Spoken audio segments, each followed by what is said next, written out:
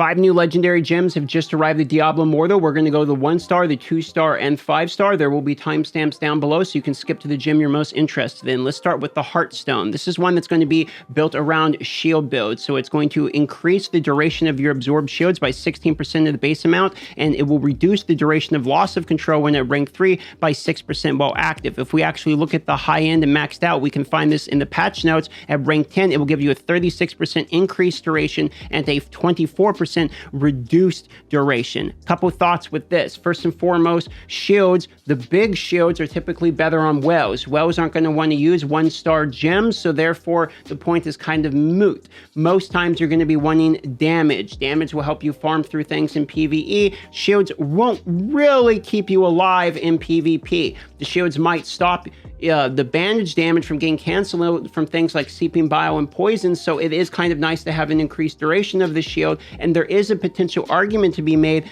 that, okay, well, if you have a long enough shield, you can always have a shield up. Things like Parting Gifts comes to mind with the Necromancer. However, I don't believe this really has a place in most of the metas as of the time of speaking right now. Let's go ahead and continue and move on to the 2-star gems. So the 2-star gem that we're first going to talk about is the Volatility Shard. This is where I think the gems start getting quite good. When you defeat an enemy, you trigger a volatile explosion, doing 30% base damage plus 365. The rank 3 gives you an increased damage of 2% for 2 seconds after the explosion. If we look at what it actually is at maximum rank, you're going to see it's 90% base damage and 365. This will give you an 8% increased damage for 2 seconds. What do I think of this gem? I actually think it's quite good. I think the increasing damage after you kill something will be nice for farming through mobs. It won't be as good at a boss because you have to kill things around it in order to get the explosion. But overworld farming, rifts, etc., there's definitely a use to be said for this. There's multiple things like reforged bonuses and ancestral properties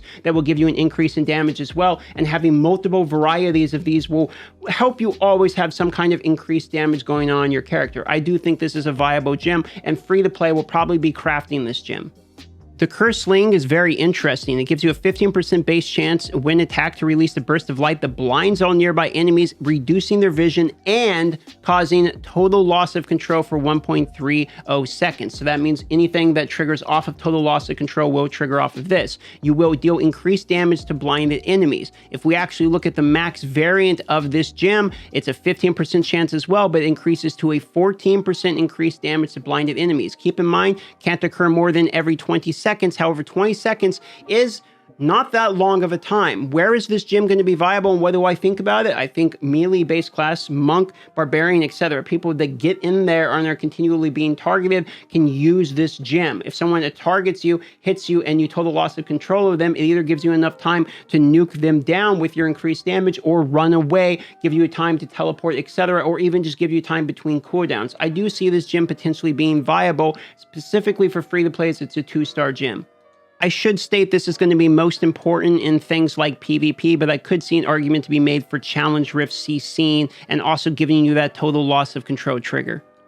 This is my personal favorite one, I believe, out of the new gems. It is the Hellfire Fragment. What it does is when using the skill, it conjures 3 Hellfire blazes around you to seek out enemies within 6 yards. It explodes on them for 45% base damage plus 510, cannot occur more than once every 20 seconds, so it's a fairly low cooldown. Enemies struck by multiple blazes take increased additional damage when hit multiple times from the same ability. Now, if you look here at maximum rank, if we go down and we look at Hellfire, it goes up to 108% base damage plus the 510 and 50% additional damage from subsequent hits at maxed out damage. This means, if you're familiar with League of Legends, it's like REW, where when you run around, it auto targets people and hits people around you. This would be nice for overworld farming, but also when this is up, I could see this being a fantastic nuke. So you kill one person in PvP, you jump on another one, and all of these nuke on the same person. I think this is going to make wells even more scary in PvP, in my personal opinion. This is definitely a viable gem. I give this one a thumb up. One other point I should make about this one as well, if you look in the game currently, there is an option to be able to purchase this one. If you go into the shop and you look at the, I believe it's limited time here, you can see I actually purchased this because I think it's one of the better deals. You can, in fact, not only get a Volatility Shard and some other resources, but you do get a Hellfire Fragment at the end of it, 2 out of 5 stars. So it's not a 5 out of 5 star, but you can, in fact, guarantee yourself one. Also, currently in the Elder Rift, you can, with this gem and the one we're about to talk about, you can have an increased drop rate of this gem currently within the Elder Rift with the banner. Last but not least, we have the Concentrated Will. Using a dash skill calls a guardian angel to your aid, unleashing a blast of holy light in your direction, dealing 55% base damage plus 547. Cannot occur more often than once every 6 seconds. When the guardian angel returns to the high heavens, it blesses you, increasing your damage and movement speed by 4% for 2 seconds. Before we show you the max ones, I want to make a couple points here. 55% plus 547. If you look at this one, it's 45% plus 510. So already we have a higher amount of damage, but keep in mind this one creates 3 blazes, whereas this one does a singular blast of unholy light in your direction. What else is interesting about this is damage and movement speed are potentially the most important stats that you can get as a buff. Movement speed will help you farm in the overworld. Damage is obviously extremely important, and having both of these will help you move around the battlefield in PvP. This is very interesting. I do not know if the Guardian Angel counts as a summon for the sake of summon bonuses.